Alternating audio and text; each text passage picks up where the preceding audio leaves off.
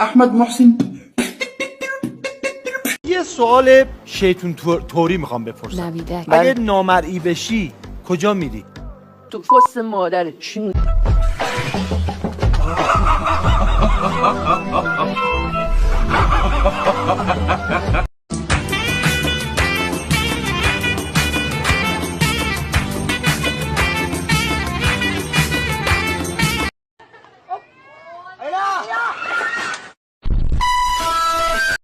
Aqui, vamos ligar ela agora pra ver se é potente mesmo.